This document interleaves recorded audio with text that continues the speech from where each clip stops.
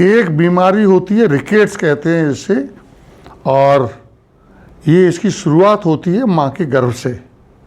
यानी यदि माँ के पेट में जब बच्चा है उस समय वो प्रॉपर डाइट नहीं ले रही है, प्रोटीन नहीं ले रही है, कैल्शियम नहीं ले रही है, विटामिन नहीं ले रही है, तो उस समय इसकी शुरुआत हो जाती है।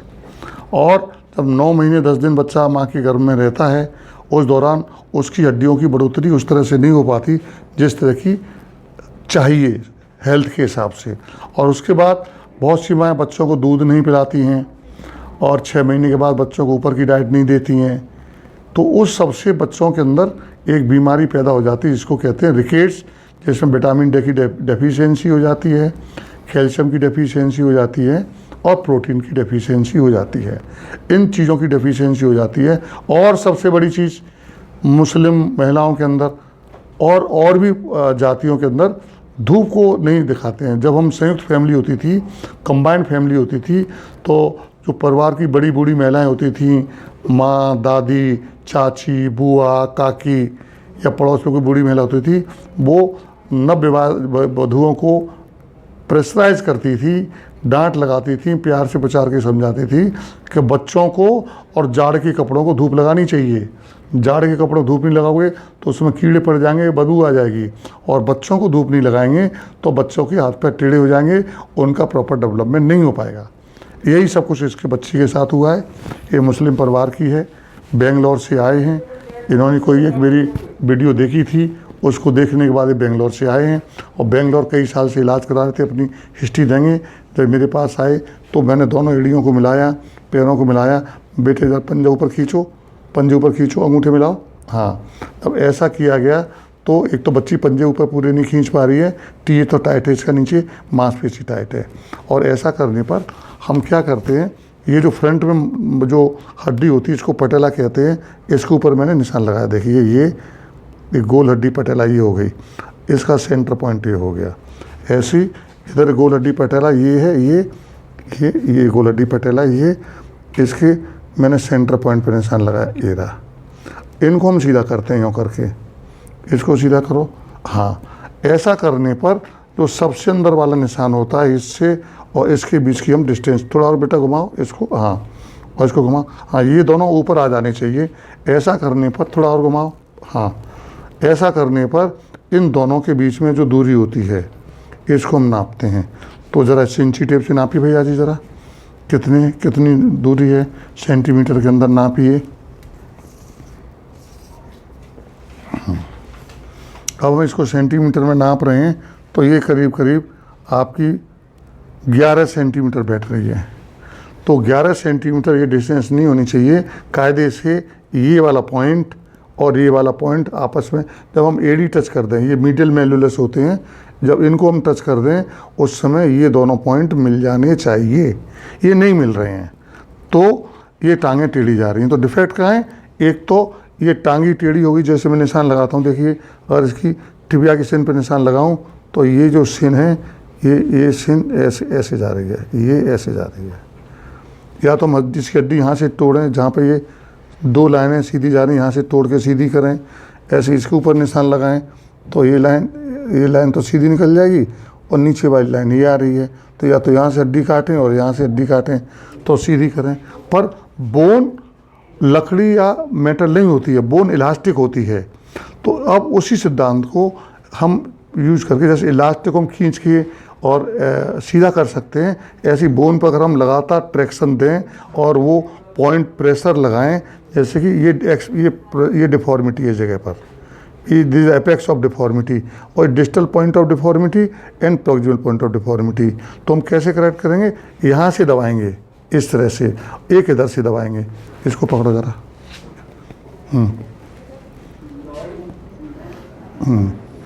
तो अब ये डिस्टल पॉइंट ऑफ डिफॉर्मिटी, ये प्रॉक्सिमल पॉइंट ऑफ डिफॉर्मिटी, ये एपेक्स ऑफ द डिफॉर्मिटी। तो डिफॉर्मिटी करेक्ट करने का सिद्धांत क्या होता है? यहाँ से एक सीधी लाइन खींचो, ये लाइन खींचो, ये क्रॉस यहाँ कर रही है, तो हमको यहाँ से पकड़ के इसको ऐसे प्रेस करना चाहिए। ऐसे इधर से यूँ खींचो, इधर से ऐसे दबाओ, ऐसे करना चाहिए। तो ये 3 पॉइंट प्रेशर टेक्निक होती है। अब हम इसको फीमर को देखें तो फीमर तो लगभग सीधी आ रही है। ये अगर हम लाइन डालें तो ये तो लगभग सीधी आ रही है, इस तरह से। पर ये इसकी लाइन भी टेढ़ी जा रही है जहाँ पर। तो हमें यहाँ से भी सीधा करना है, यहाँ से भी सीधा करना है। 2 पॉइंट ऑफ डिफॉर्मिटी है जहाँ हमें सीधा करना है, उन दोनों का हम उपाय करेंगे। दूसरा, इस बच्ची की जो ग्रोथ कार्टिलेज यहाँ पर है और यहाँ जो ग्रोथ कार्टिलेज है, उनसे भी प्रॉपर ग्रोथ नहीं हो रही है। तो इस बच्ची की 11 ईयर्स के हिसाब से लंबाई कम है। हमने एक्सरे कराया तो हमने पाया कि ये ग्रोथ कार्टिलेज प्रॉपर, यहाँ की भी ग्रोथ कार्टिलेज, वो ग्रोथ कार्टिलेज यहाँ होती है ये जगह पे, ये तीनों 1 2 तीनों प्रॉपर काम कर रही हैं। हमने यहाँ से यहाँ तक का इसका एक्सरे कराया, वो भी मैं एक्सरे आपको दिखाता हूँ। तो हमको इन पे भी काम करना है, इस पे भी काम करना है, इस पे भी काम करना है। डिफॉर्मिटी को हमें ऐसे करेक्ट करना है। और एक तो पॉइंट डिफॉर्मिटी का ये है पोर्शन, और एक पूरी टांग वाला पोर्शन है, उस पर हमें ऐसे काम करना है। ये पॉइंट है। जो नी जॉइंट होता है, इस हड्डी के निचले किनारे पर नी जॉइंट यहाँ होता है, इस जगह पर। तो जैसे मैं बताऊं, ये नी जॉइंट का मॉडल है, ये प्रॉपर नी जॉइंट का मॉडल है। तो इसको ध्यान से देखें तो ये तो फिबुला बोन साइड वाली होती है, इसका कोई ज़्यादा लेना देना नहीं, इसका लेना देना होता है। ये पूरी ऐसे स्मूथ होती है, पर इस बच्ची के अंदर ये भी इस तरह से टेढ़ी हो गई है, इस तरह से टेढ़ी हो गई है। तो हमें यहाँ से भी सीधा करना है, तो हमें नी जॉइंट पर प्रेशर क्रिएट करना है। तो हमें जो इसका जॉइंट इस तरह से है, ये खिंच गया है, ये खिंच गया है, और ये टाइट हो गया ये वाला जगह। तो हमें इस वाले लिगामेंट को इस तरह से खींचना है, ऐसे खींचना है। तो वो यहाँ से लिगामेंट भी खींचेगा, ये जो ग्रोथ कार्टिलेज ये भी खींचेगी, ये भी खींचेगी और ये भी खींचेगी। तो जब ग्रोथ कार्टिलेज जो इस तरह से हैं, जब यूँ खींचेंगी तो साथ साथ ये भी हड्डी सीधी हो जाएगी। तो ये डिफॉर्मिटी करेक्शन का मैकेनिकल प्रिंसिपल है, जो हम इसके ऊपर मैकेनिकली अप्लाई करेंगे। तो सेम चीज़ दूसरी टांग के अंदर है। पर आप ध्यान से देखें, अब मैं इस टांग के अंदर इसको यूँ हाथ चलाता हूँ तो मुझे यहाँ कुछ भी नज़र नहीं आता है, पूरा स्मूथ है। फिर इस टांग के अंदर जब यूँ करता हूँ तो यहाँ पर ये हड्डी अलग से देखिए, ध्यान से देखिए, ये हड्डी, ये पॉइंट, ये हड्डी अलग से उठी हुई है। और जब मैंने इसको एक्सरे में देखा तो यहाँ एक अलग से इतनी बड़ी ये हड्डी अलग से है, ये हड्डी अलग से है। तो इस हड्डी को या तो इसको नेगलेक्ट कर दें, हमें इसका कुछ करना ही नहीं है, या यहाँ पर एक छोटा सा चीरा लगाएं और इस तरह से इसको निकाल दें। छेनी थोड़ा सा ये छोटा दिख रहा है मुझे, मैं छू के भी देख रहा हूँ, ये अलग से एक टुकड़ा है, इसको एक्सोस्टोसिस कहते हैं, इसको निकाला जा सकता है। ठीक, अब मैं इस बच्ची के एक्सरे पर आता हूँ। ये नहीं है, अब मैं इस बच्ची के एक्सरे पर आता हूँ तो ये देखें, ये राइट वाला, राइट के अंदर ये हड्डी जो बन रही है, ये जो ग्रोथ कार्टिलेज है, ये ग्रोथ कार्टिलेज है, ये वाली, ये ग्रोथ कार्टिलेज, ये पूरी फुल फंक्शनल है, नीचे ग्रोथ फुल फंक्शनल है। और जो पॉइंट मैं आपको दिखा रहा था वो ये पॉइंट है, ये जो पॉइंट है, ये इसको हमें काट के निकालना पड़ेगा। इस पॉइंट को ध्यान से देखें, ये हड्डी बड़ी हुई है, एक्स्ट्रा जो हड्डी बड़ी दिख रही है, ये हमें एक्सरे के अंदर जो एक्स्ट्रा हड्डी बड़ी दिख रही है, इसको हमें काट के निकालना पड़ेगा। ठीक, बाकी का ना भी निकालें तो कोई दिक्कत नहीं है।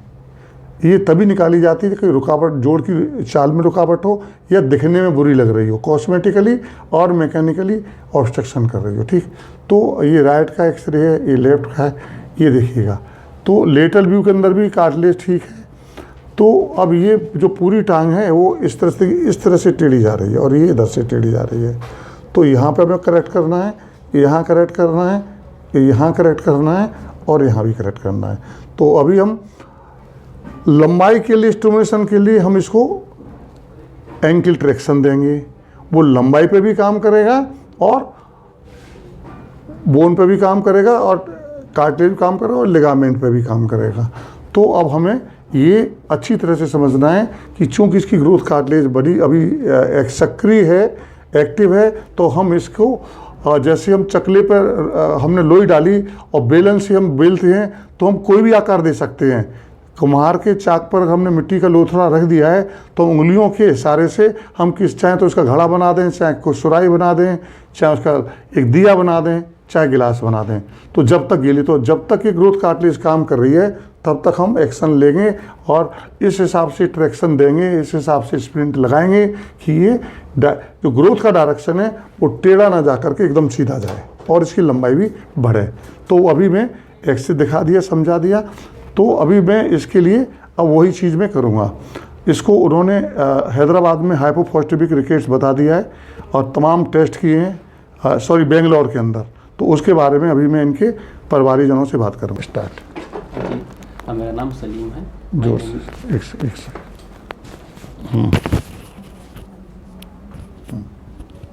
मुंह क्या मेरा नाम सलीम है, मैं बेंगलोर के रहने वाला हूं।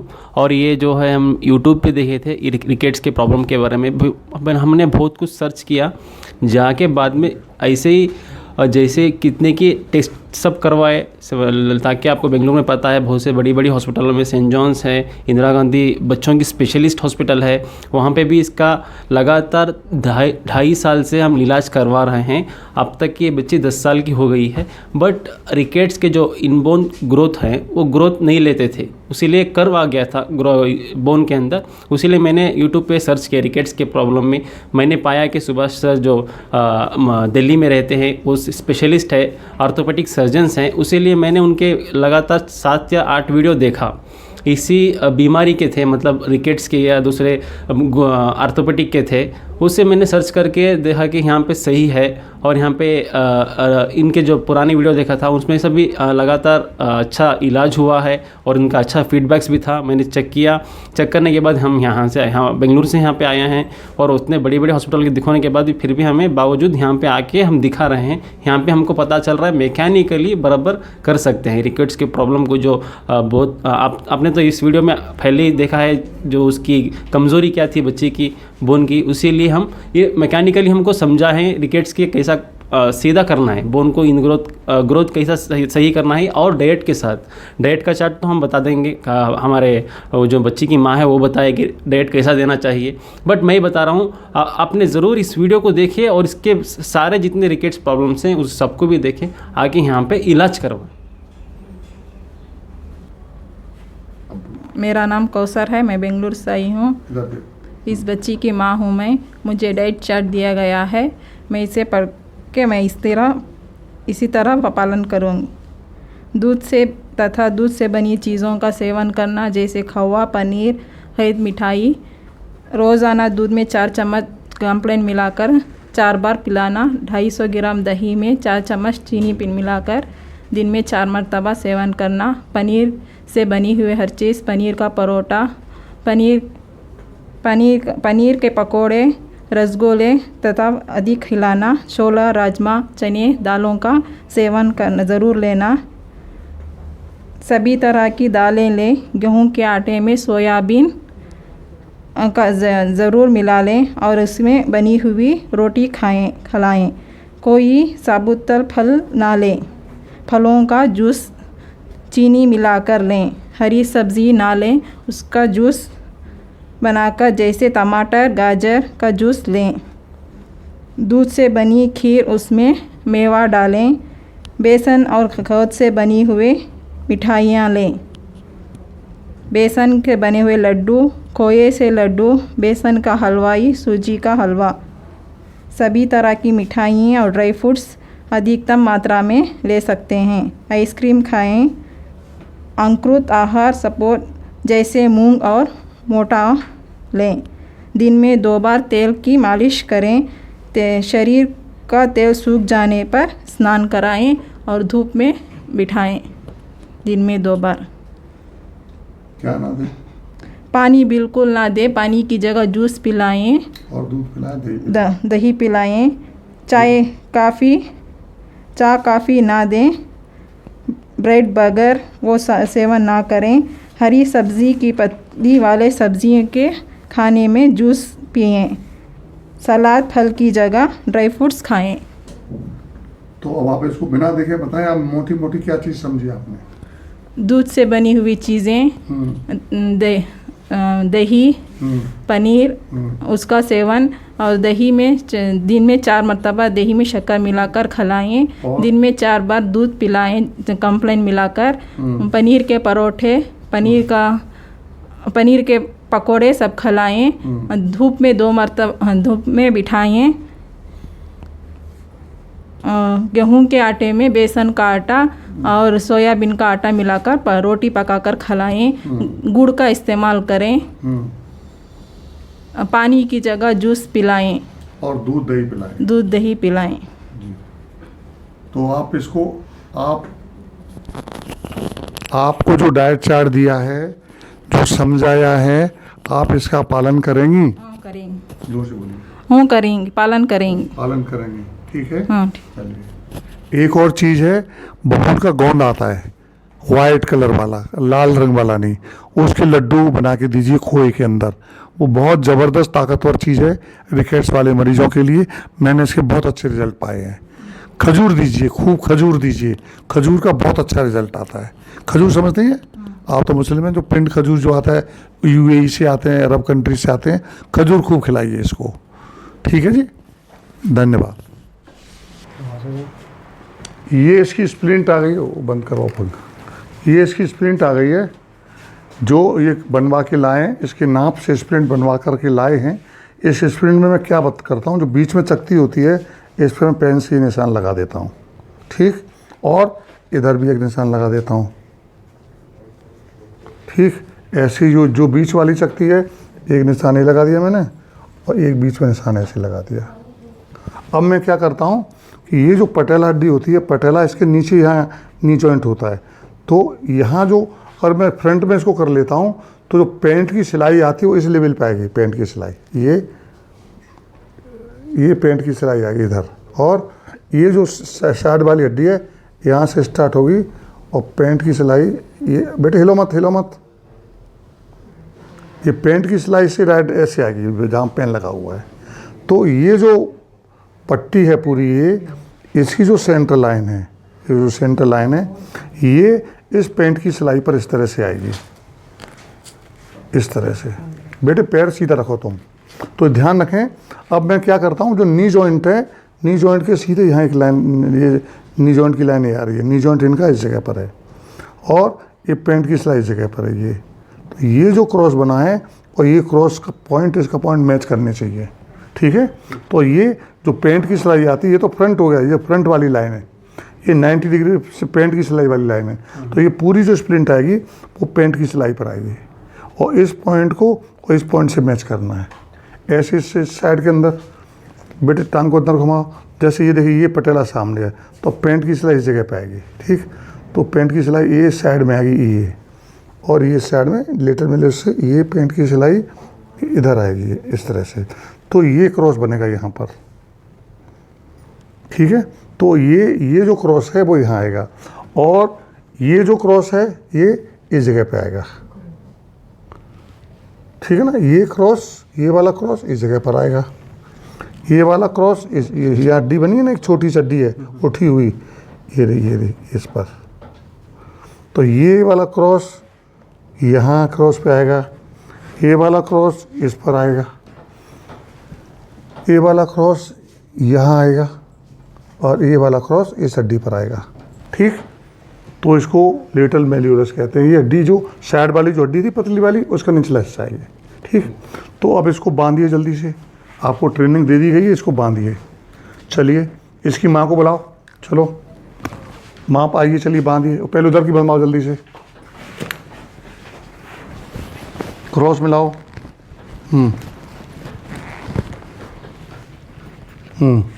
जल्दी से करो, तीनों लोग हेल्प कर दो, कोई बात नहीं। पहले एक तरफ से करो, पहले ऊपर वाली बांधो। कस के, ध्यान रखना यहाँ स्किन ना दब जाए। हाँ खींचो खींचो कस के, हाँ हाँ ठीक।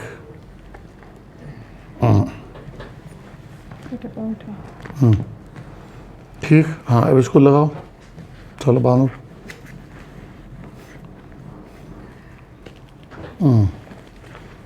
ठीक, हाँ अब देखा ये आ गई, सही सही सही सर, निशान आ रहा है ना सही। हाँ इसको लगाइए, हाँ इसको बांधिए। अब इस पैड को यहाँ रखना, जो पैड है बीच में, हाँ इसको पैड को इस जगह लगाइए, थोड़ा खींच लीजिए इसके अंदर।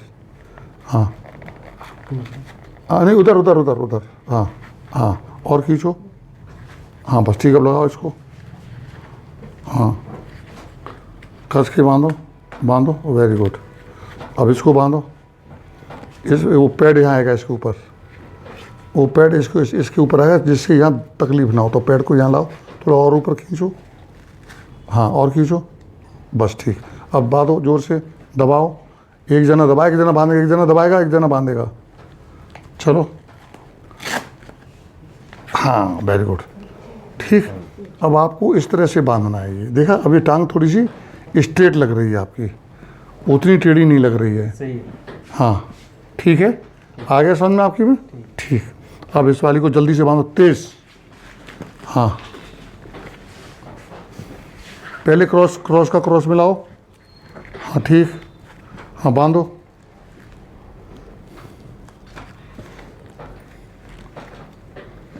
हम्म हम्म हम्म ठीक है, बांधिए जल्दी से। हाँ वेरी गुड। ठीक। हाँ हाँ क्रॉस यहाँ लगा, ये लगाओ यहाँ पर। हाँ ठीक है। हाँ हाँ ठीक है, उसको बांधिए। वेरी गुड, थोड़ा नीचे दबाओ। ठीक। अब मैं इसको अब साइड से देखूँगा। अब दोनों पैरों को मिलाइए ज़रा। हाँ अब ऐसा पाएंगे कि जैसे आप आए थे उसके मुकाबले अब ये टांगें आपको काफ़ी सीधी लग रही हैं, क्योंकि टांगें काफ़ी टेढ़ी थी, इसीलिए हम बहुत ज़्यादा प्रेशर नहीं दे रहे हैं कि बच्ची रात को सो नहीं पाएगी ये। ठीक है ना? तो कुछ दिनों के बाद, अभी तो हमने स्ट्रेट रखा है क्योंकि टांगें ऐसी टेढ़ी थी, हमने अभी स्ट्रेट रखा है, तो पहले टांगें थोड़ा सा कम प्रेशर पड़ रहा है। और कुछ दिनों के बाद हम यहाँ से इसको ऐसे एंगल दे दें, कल बताया था हमने, यहाँ से थोड़ा सा एंगल 10 डिग्री का दे देंगे, तो ये यों जाने की, यहाँ से जाके ये इस तरह से आएगी। ठीक है ना? करीब 2-3 महीने के बाद, 3 महीने तक ऐसे ही बांधेंगे। 3 महीने के बाद एक इसके अंदर करीब 10 डिग्री का एंगल यहाँ से दे देंगे, कल एंगल देना बताया था आपको। ठीक है? तो 3 महीने बाद इसका ऐसे एंगल दे देंगे, फिर 3 महीने ऐसे रखेंगे, फिर 3 महीने बाद फिर 5 डिग्री का एंगल दे देंगे। ऐसा करते जाएंगे तो होते होते क्या होगा, अल्टीमेटली ये तो यूँ करके ऐसे टेढ़ी होती चली जाएगी, और ये टांग जो ऐसे करके टेढ़ी जा रही है वो सीधी होती चली जाएगी। ठीक है? ये तो हो गया स्प्रिंट लगाने का तरीका। ठीक। अब तेज़ी से इसको निकाल दीजिए, जल्दी से स्प्रिंट को, जल्दी से क्विक। आप बेंच इधर निकालिए, जल्दी निकालिए फटाफट।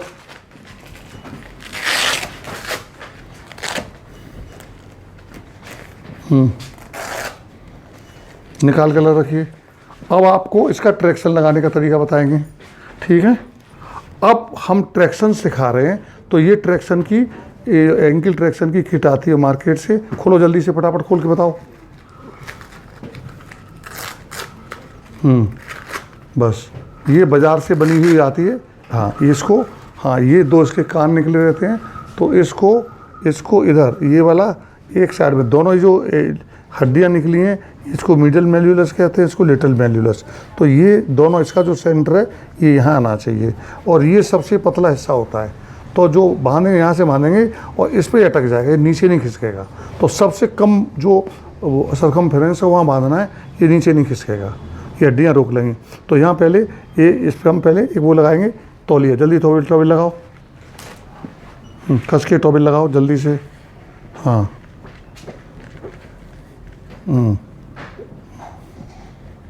कस के बांधो।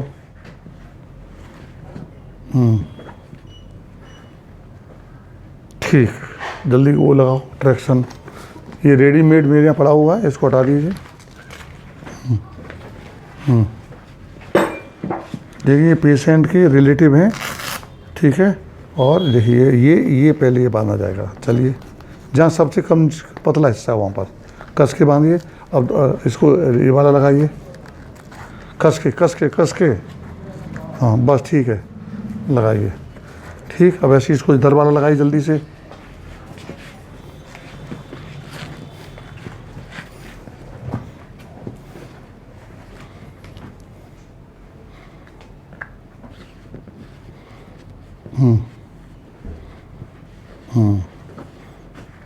ये हम टॉवेल इसलिए लगाते हैं जिससे कि यहाँ पर अब प्रेशर ना पड़े और घाव ना बन जाए। चलिए, पहले इसको खींचिए और इसको कस के लगाइए। Very good. अब इसको लगाइए। और दूसरा ये जो आता है, ये एडल्ट के साइज़ का आता है, बच्ची है तो ये जगह भी कवर कर लेता है, इसलिए थोड़ा मोटा लगाते हैं टॉवेल को, है ना। अब ये देखिए, अब जब यहाँ पर कहीं फ्रिक्शन ना आए इसके लिए हम एक पॉलीथीन लगाते हैं। तो ये पॉलीथीन है, इस पॉलीथीन को कैसे लगाते हैं बताइए ज़रा। इस पॉलीथीन को इस तरह से लगाते हैं। ठीक, ये पॉलीथीन इस तरह से लगा दी, और अब दोनों टांगों को पास लाइए। और क्रैप बैंडेज कैसे बताई थी, पास अंगूठी मिला करके। ठीक, अब क्रैप बैंडेज बांधिए यहाँ पर कस के।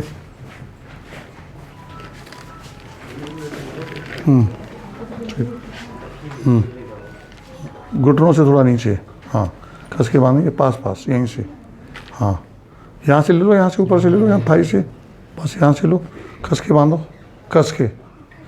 घुटनों को मोड़ लेते हैं, अगर मोड़ेंगे नहीं तो ये डिस्टेंस कवर नहीं होगी। हाँ, डालते लाइए, बांधिए, हाँ बांधिए, बांधते नीचे तक, बांधते लाओ यहाँ नीचे तक, हाँ, उसको छोड़ दीजिए अब आप, हाँ, बांधते था नीचे तक लाओ, टाइट कीजिए, धीमा नहीं, टाइट करते हुए नीचे तक लाओ, हाँ लाइए, कस के। अरे खाना नहीं खाया क्या बहन जी आपने? टाइट करिए, हाँ टाइट करिए, और टाइट करिए, हाँ हाँ टाइट करिए, और टाइट करिए, और टाइट करिए, और टाइट करिए, हाँ, अब इसको फंसा दीजिए इसके अंदर, हाँ ठीक है, हाँ, अब आपने बैंडेज बांध दिया अच्छी तरह से, ठीक। अब बच्ची को टांगें सीधी करे, वेरी गुड, देखिए, हाँ, अब जब ऐसा करेंगे तो टांग उठ जाएंगी, तो यानी पीछे की मांसपेशियाँ भी टाइट हैं इसकी, जिनको हेमस्ट्रिंग्स कहते हैं, और पोस्टर जॉइंट कैप्सूल वो भी टाइट है इसका, और ये मीडियल लिगामेंट भी टाइट है। उस सबको लिगामेंट को स्ट्रेच करने के लिए, मसल्स को स्ट्रेच करने के लिए, बोन्स को स्ट्रेच करने के लिए, अलाइनमेंट मिलाने के लिए ये टेक्निक यूज़ की जाती है। ये बहुत पुरानी टेक्निक है। इनको रूमेटॉइड अर्थराइटिस वाले मरीजों में, पोलियो के डिफॉर्मिटी वाले मरीजों में, सेरेब्रल पैल्सी वाले मरीजों में जब ऑपरेशन नहीं होते थे तब इसको प्रयोग करते थे, और ये टेक्निक अब ख़त्म हो चुकी है। पर इसके जो जानकार थे, वो मैंने पूरे हिंदुस्तान में घूम के इसके जो जानकार थे उनके साथ काम किया। मैं 15 इंडियन ऑर्थोपेडिक एसोसिएशन के प्रेसिडेंट के साथ काम कर चुका हूँ, उनसे चीज़ें सीखी हैं। अब दुर्भाग्य से उनमें से आज कोई भी जिंदा नहीं है, लेकिन वो लोग डॉइन थे ऑर्थोपेडिक्स के, वो महापुरुष थे, जैसे महात्मा गांधी महापुरुष थे आज़ादी के, नेल्सन मंडेला थे आज़ादी के। ऐसी जो ऑर्थोपेडिक्स के महापुरुष थे, उनमें से 15 लोगों के साथ मैंने काम किया, और उनसे बहुत सी ऐसी चीज़ें सीखी हैं जो अपनी डे टू डे प्रैक्टिस में लाता हूं, और मरीजों को ज़बरदस्त लाभ होता है। नई जनरेशन के ऑर्थोपेडिक सर्जन इन चीज़ों को नहीं जानते हैं। अब ट्रैक्शन लगाइए, ये ट्रैक्शन टेक्निक है। रॉड्स का ट्रैक्शन वाली, एक सेकंड यहाँ रॉड लगा दीजिए ज़रा, हाँ देखिए ये। अब घर पे तो आपको ये रॉड नहीं लगानी है, घर पे आपको रॉड नहीं लगानी है, घर पर आपको, हाँ लगाइए, हाँ हाँ, वेट कम कर दें, वेट थोड़ा ज़्यादा बच्ची के हिसाब से, कोई बात नहीं, लगा दो थोड़ा, बस वीडियो के लिए लगा दो, हाँ ये ट्रैक्शन, हाँ दूसरा लगाइए। शुरू हम 5 किलो लगाएं, तो घर पर ये नहीं लगाना, क्योंकि किसी के पैर पे गिर गया तो बहुत तकलीफ होगी, ठीक है। तो इसको 5 किलो कर दीजिए, हाथ छोड़, 1 सेकंड हाथ छोड़िए, 1 सेकंड हाथ छोड़ दीजिए, बस देखिए इस तरह से ट्रैक्शन। देखिए ये जो खिंचाव आ रहा है, बच्ची धीमे धीमे खिसक रही है, ये दिखा रहा है कि खिंचाव आ रहा है, और दोनों टांगें पास पास हो रही हैं। क्योंकि ये बच्ची खिसकती जा रही है, तो हम इसको 5-5 किलो करेंगे, 5-5 किलो करिए, और घर पर 5 किलो का बालू का बैग ले लीजिए आप, ठीक है, वो लटकाना है आपको।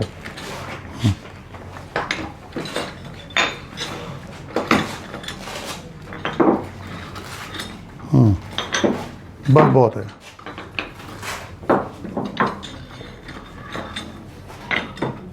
अटकाइए 5 के लिए, हाँ बस। अब देखिए बच्ची, हाँ देखिए, अब देख खिंचाव लग रहा है, तो ऐसा करेंगे, और इसका पैर ऐसे कर लीजिए सीधा, ठीक।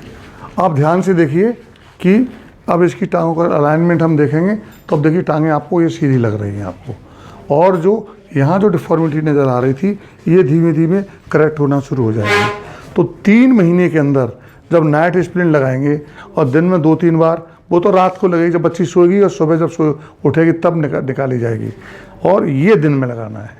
इसको दिन में 3-4 बार ऐसे लगाना है, पर उससे पहले दोनों टांगों की गर्म पानी से सिकाई करनी है आपको। गर्म पानी बाल्टी डाल के सिकाई करनी है, वो भी आपको बता देंगे। तो गर्म पानी से जब सिकाई हो जाएगी, तो उससे ये कम दर्द होगा और अच्छा असर आएगा, ठीक है ना। तो ये इसका अब 2 टेक्निक, तो खाना बता दिया, मैकेनिकल ट्रैक्शन बता दिया, ये ट्रैक्शन बता दिया, स्प्रिंट्स बता दी। ऐसा करने से धीमे धीमे इस बच्ची की जो बो लेग्स हैं वो धीमे धीमे करेक्ट होना शुरू हो जाएंगी। मैं doctor Subhash Sal, orthopaedic surgeon, bone joint care, A74 Sarita Vihar, New Delhi. Mobile 9810124433, landline 01142430066। ये बेसिक ट्रीटमेंट है बोलेक्स का, ये बेसिक ट्रीटमेंट है रिकेट्स का, ये बेसिक ट्रीटमेंट है लंबाई जिनकी रुक जाती है उनके लिए। तो ये छोटी छोटी पुराने ज़माने की पुराने ऑर्थोपेडिक सर्जरी की टिप्स हैं जिनको अपनाते हैं। अदरवाइज़ तो क्या करिए, हड्डी यहाँ से काटिए और टांग सीधी कर दीजिए, यहाँ से काटिए यहाँ से टांग सीधी कर दीजिए, प्लेट लगा दीजिए, प्लास्टर लगा दीजिए, वो सर्जरी। लेकिन जब हिंदुस्तान में सर्जरी नहीं थी तब कैसे इलाज होता था, वो सौभाग्य था मेरा कि मैंने उन महारथियों के साथ काम किया, टेक्निक सीखी और मैं लगातार लास्ट 40 ईयर से सन 80 से मैं इन टेक्निक को यूज़ कर रहा हूँ और हज़ारों बच्चों को मैं डिफ़ॉर्मिटी से आउट कर चुका हूँ। मुझे लोग डिफ़ॉर्मिटी करेक्टेन पर्सन के नाम से भी जानते हैं क्योंकि एलिजा रोग की सबसे ज़्यादा सर्जरी हिंदुस्तान में मैंने की है। मुझे एलिजा रोमैन के नाम से भी लोग जानते हैं। फ़िलहाल मैं आजकल जो 2 सर्जरी कर रहा हूँ बड़ी, वो हैं टोटल नी जॉइंट रिप्लेसमेंट जो मैं फोर्टिस हॉस्पिटल में करता हूँ, एंड एलिजा रोग सर्जरी वो काफ़ी महंगी है, बड़ी सर्जरी है, तो उसको मैं छोटे हॉस्पिटल कर देता हूँ। उसके लिए ओटी बहुत ज़्यादा हाई फाई होना ज़रूरत नहीं है, लेकिन नी रिप्लेसमेंट के लिए हाई फाई ओटी की ज़रूरत होती है, वो मैं फोर्टिस में करता हूँ।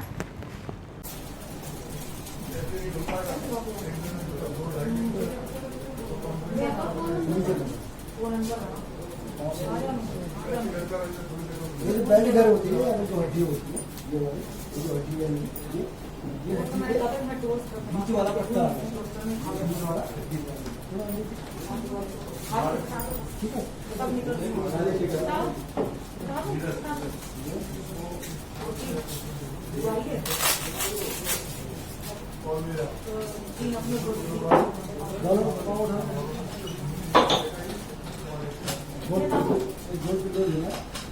इसके ऊपर से बैठ ऐसे लीजिए, इस तरह से।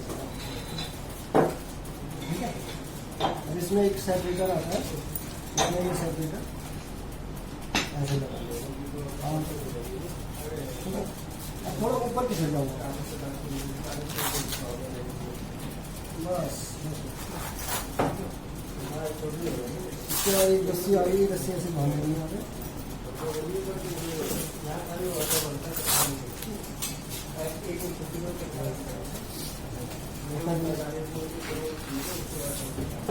आपने क्या करना, अपने घर में ऐसे एक 1.5 फुट का पट्टा बनाना, ठीक है, बेड से ऊपर 1.5 फुट का,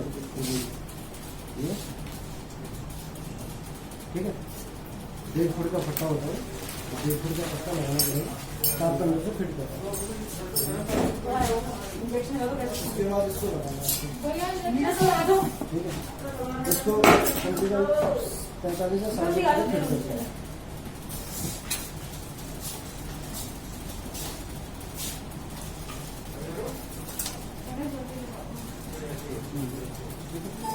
इसके बाद ये इसमें से वीडियो इसको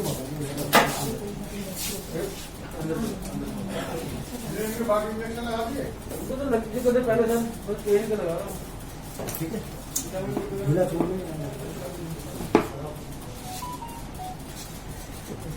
ये इस तरह से टाइट करते हैं, इस तरह से लगा, ठीक है। और इसमें एक थैला दिया होता है पन्नी वाला,